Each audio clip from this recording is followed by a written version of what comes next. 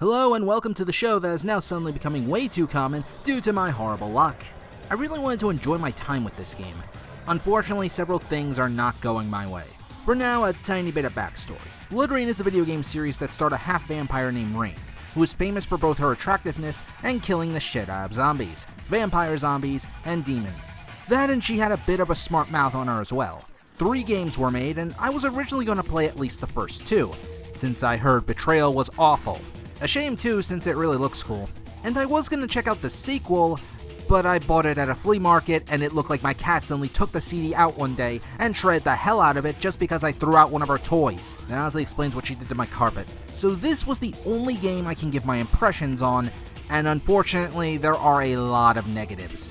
There is also a bunch of comics, but they seem to be one-shots, and one strangely involving tentacles.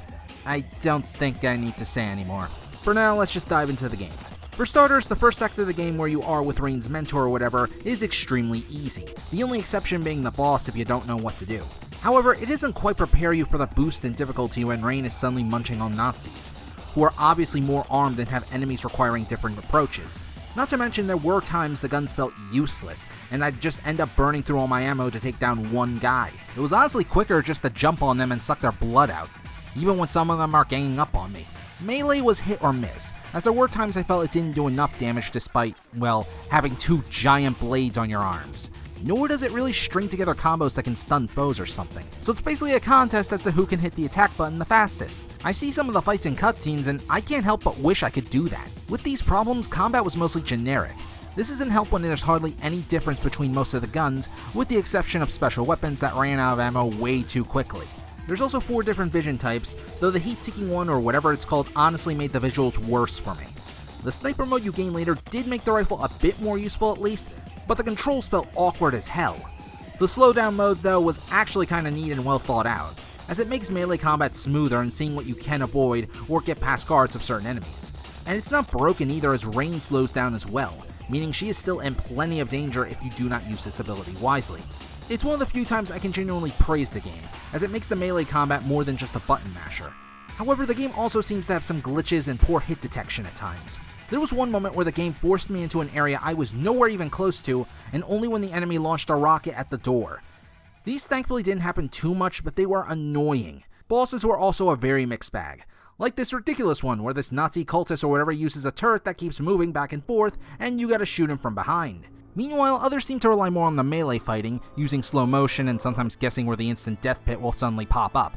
There's sadly not much I could talk about due to how generic some encounters feel, and my main issue with everything were the ineffective guns at times, or just the crappy control schemes. You'd think with 3 control types I would find something comfortable, but sadly no. I can't even recall the music all that well either. All it did was just make me wish I was playing Devil May Cry again. Not the second one, of course. The point where I gave up though was the giant robot thing. As awesome as that sounds, it just wasn't fun.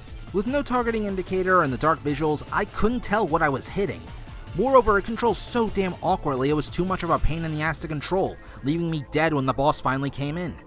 However, that's not my only problem. You see, there's platforming.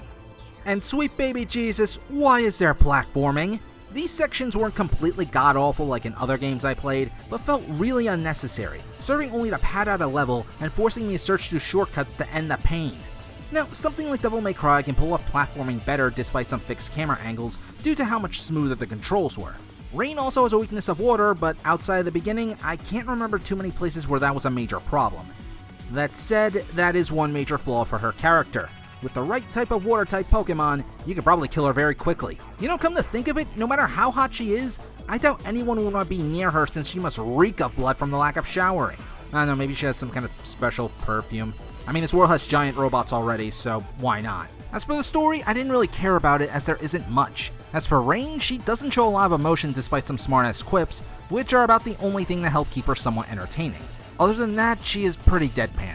I mean, she doesn't even react that much when her mentor seems to die.